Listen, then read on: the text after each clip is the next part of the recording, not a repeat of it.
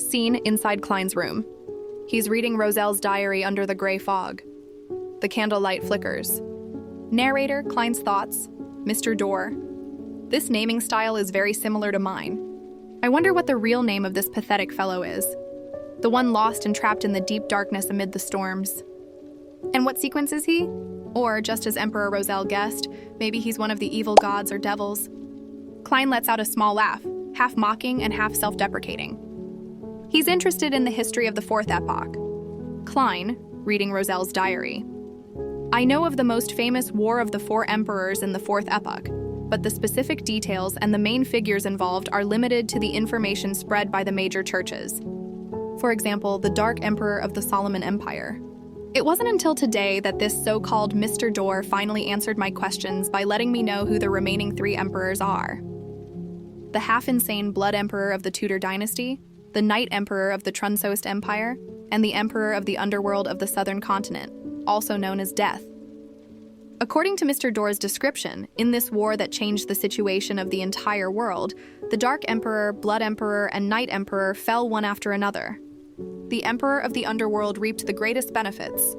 Having said that, Mr. Dorr added with profound significance that after over a century of digestion, Death went mad, but he also became stronger. Therefore, Death teamed up with the primordial demoness and brought about a pale disaster for the northern continent.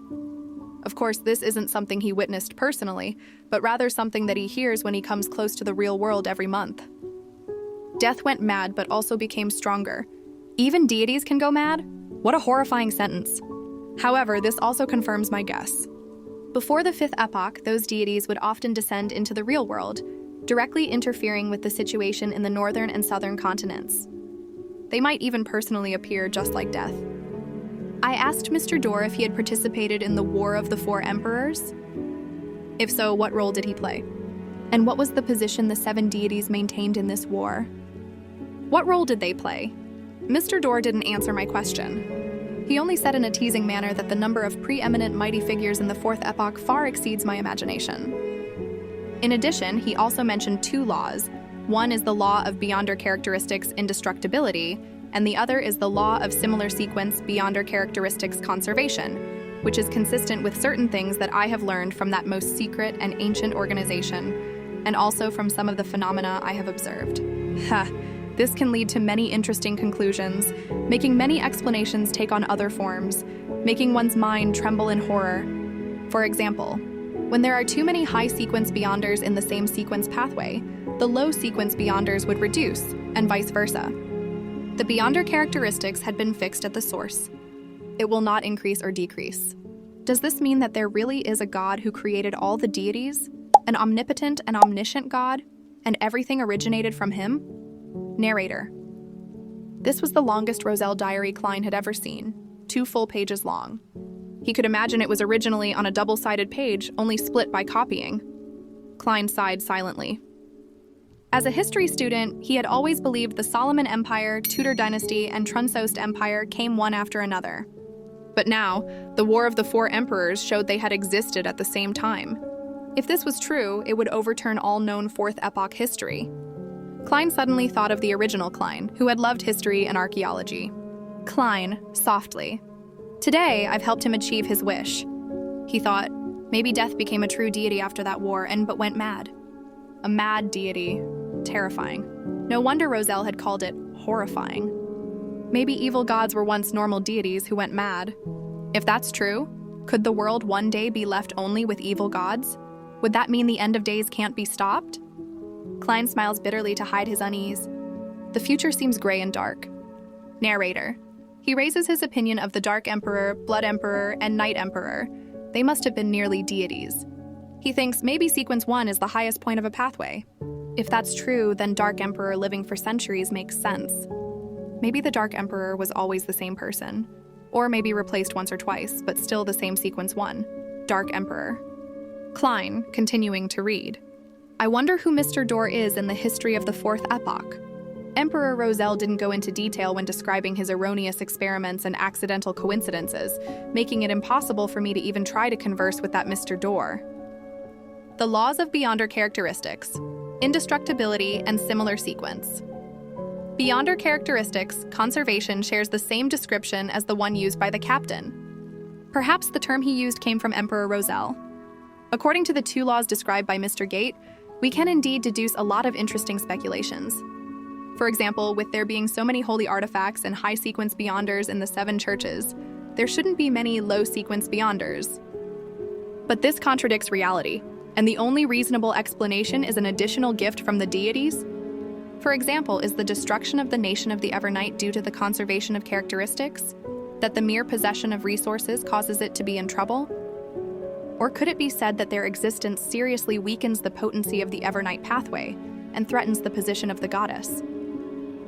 For example, theoretically speaking, certain sealed artifacts could also be used as the main ingredients for potion materials, or they can even be considered equivalent to potions. Of course, the prerequisite is to remove all latent dangers and madness. No wonder the documents that were unearthed called the 4th epoch the epoch of the gods. So it turns out that in this epoch, there are many records of deities descending. Then what caused them to stop coming to the point of there not being any revelations? If it wasn't for the fact that Beyonders receive responses from ritualistic magic, perhaps many of them would have doubted the existence of the deities. Narrator. Klein's mind was full of thoughts. He felt he had gone deeper into the mysteries of this world. He flipped through the next 4 pages. No more about Mr. Dorr. He hid his disappointment well. Even Audrey, who was secretly watching him, didn't notice anything. He calmed himself and read the next part of the diary. Klein, reading, 10th September. I've endured it for a long time, but I still can't help but complain a little. I must have had fucking shit for brains to choose the Savant path, right? Of course, this has indeed allowed me to develop my greatest advantage, allowing the church to attach great importance to me. But the problem is that the first few sequences lack any Beyonder powers needed for combat. I can only make do by relying on mystical items and rely way too much on external items. For example, Sequence 9 Savant only has extraordinary abilities in memory, learning, and practical skills. For example, Sequence 8 Archaeologist gains a strong physique and corresponding ancient knowledge, and they can only barely apply some ritualistic magic. For example, Sequence 7 Appraiser, whose ability is to quickly identify mystical objects, allowing them to avoid hidden dangers to the greatest extent. For example, Sequence 6 Artisan, who can produce machinery wonders but not very powerful Beyonder objects. Apart from that, one's standard in ritualistic magic will be enhanced. It's no wonder its modern name is Machinery Specialist. Comparatively speaking, the Sequence 7 Warlock and Sequence 6 Scrolls Professor of the Mystery Prior pathway are sufficiently tempting. It would be great if only the church has the complete sequence and that the hidden sage doesn't exist. However, I finally received some good news. After I advance again, I'll gain Beyonder combat powers that I can call my own. Sequence 5 Astromancer. Its modern name scares me a little. It's actually called Astronomer. Am I going to end up as an all-powerful mad scientist? Heavens have mercy on me. I was only a second-tier student at the college entrance examination. Narrator. Roselle's humor made Klein smile despite himself. Klein, thinking, study hard and improve every day really is a wise saying. He remembered that the Church of the God of Steam and Machinery focused on making and using items rather than direct combat. Klein, reading again. 2nd June, the kingdom has created chaos, again and again, instigating wars without being able to completely destroy the Physac Empire, the Lowen Kingdom, and the Finapotter Kingdom.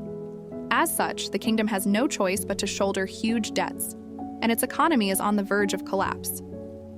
From my observations, but I have to be very careful, the Sauron family has witnessed the history of the 4th epoch and is an ancient family with a high possibility of having high-sequence Beyonders. I need the support of the church, as well as gain a tacit agreement with the Church of the Eternal Blazing Sun. Narrator. Klein closes the diary, lost in thought. The mysteries of the past and the madness of gods swirl in his mind.